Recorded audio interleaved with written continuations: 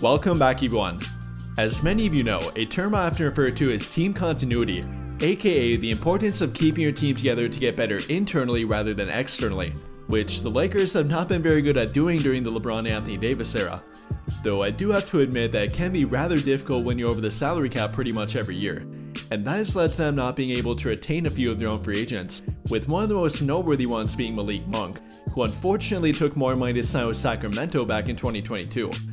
However, even after a player leaves their team, that does not always mean that they're gone for good, as they have had a couple of noteworthy reunions over the past few years now.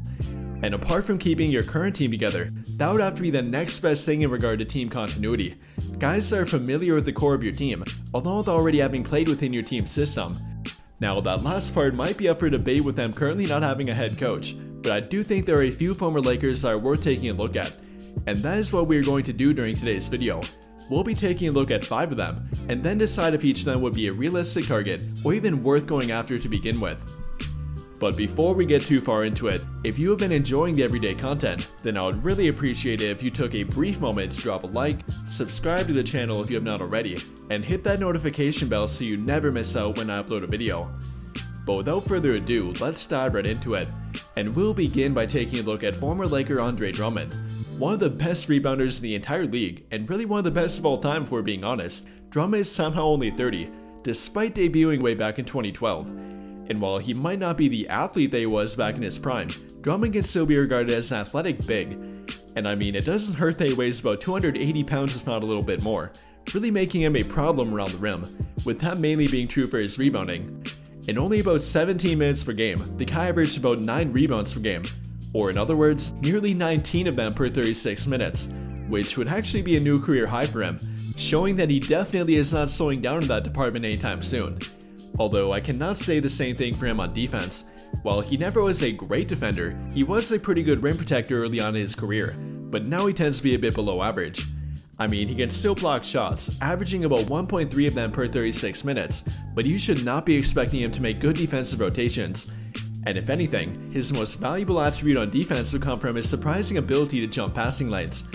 Believe it or not, the guy grabbed about 2 steals per 36 minutes, which was number 1 in the entire league among qualifying bigs that played over 50 games, really making him a unique player in that regard. And between that, along with his rebounding ability, that alone can make him valuable. Though we do need to factor in him not being a switchable defender, not a 3-point shooter, nor with him being a great lob threat at this point either. And with that in mind, I would only be interested in him for around a veteran minimum level deal. But now moving on to number 2, and here we have Malik Beasley. After acquiring him at the 2023 trade deadline, many are hopeful that he would become the Lakers' long-term 3-point shooting threat, though that obviously did not end up happening. Now, he did shoot above 35% from 3 with them, but he was simply not able to make the impact that we were hoping for. He was very streaky from the 3-point line to put it lightly, and then barely got any playing time during the postseason, where he only shot 27% from 3 even when he did get to play. And to absolutely no surprise at all here, that led to them parting ways during free agency, where he ended up taking a veteran minimum level deal to join Milwaukee, which really caught me by surprise. But then a whole lot less surprising happened to be when he went on to have a career year from 3, shooting 41.3% from beyond the arc along with averaging over 11 points in under 30 minutes per game. That's the outplaying his minimum level contract. And that right there is why I preach to not give up on role players so quickly, which a lot of the fan base tends to be guilty of. I'd give it maybe 5 games before some people start to complain about a role player, and especially if that role player is a 3-point shooter. But as we have now found out on many different occasions, the only thing they sometimes need happens to be a bit more time. And with Malik Beasley now being familiar what he'd be coming back to, I would be open to bringing him back for the right price, though I kind of doubt that he would want to come back given the way that he got treated. But now moving on to number 3, and here we have Stanley Johnson.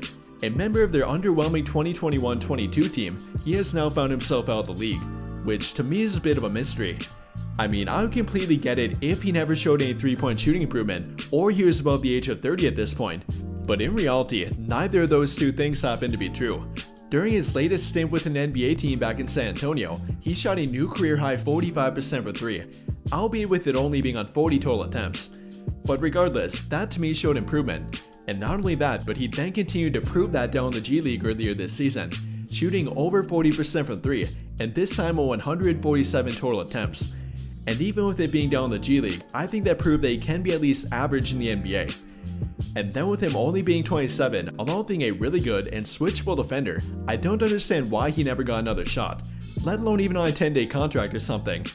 And I really feel for him at this point. He's still young, has shown noticeable improvement on the thing that teams have been holding against him, and that is a proven defender in the NBA. The only problem here is that he might not be a good fit for their team in particular.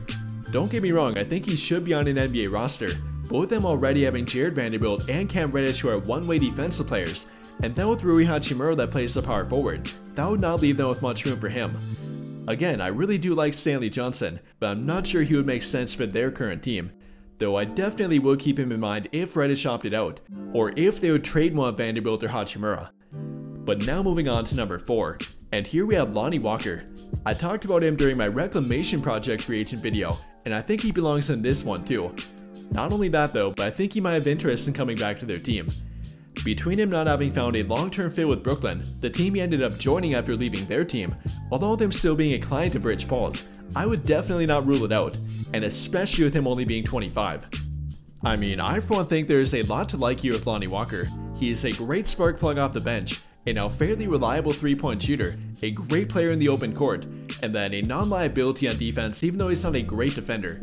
And between all of that, I was really shocked to see him have to take a veteran minimum level deal. But now with him having done that, although with not really having taken a step forward, the Lakers might be able to get him for a bargain. And if he would be willing to take a veteran minimum deal again, then I would take him back in a heartbeat, which might be more likely than you may think. But now finishing up with our 5th and final former Laker, and here we have Kentavious Caldwell-Pope, who I've noticed gaining some hype around the fanbase lately. But would he really be a realistic option? In my opinion, probably not, though I would not completely rule it out. I would not be shocked to see him leave Denver, but that's not the problem here. The issue is with the amount of money that he will be looking for. I mean, he has a $15 million player option that he could take, which would be 3 times more than what the Lakers could offer him. And with that in mind, the only way they could get him would be through a trade. Either through a sign and trade by giving him a new contract and therefore becoming hard cap, or outright trading for him if he opted into his contract, neither of which are very likely. For one, I don't see Denver wanting to help them out by trading him to their team, and then I don't see the Lakers wanting to become hard capped again either. And while they might be willing to make an exception for a great 3-and-D player like KCP, I unfortunately don't see it happening.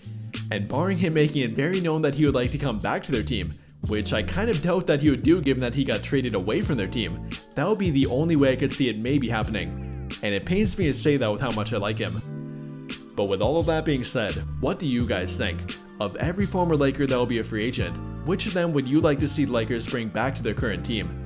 Comment your thoughts down below. That will do it for this video though. Big thank you to those of you who took the time to watch until the end of this video, and until the end of all of my videos in general. I really hope you enjoyed it, and if you did, be sure to drop a like on the video, subscribe to the channel if you have not already, and hit that notification bell to never miss out when I upload a video. But as always, thank you for watching and have a great day.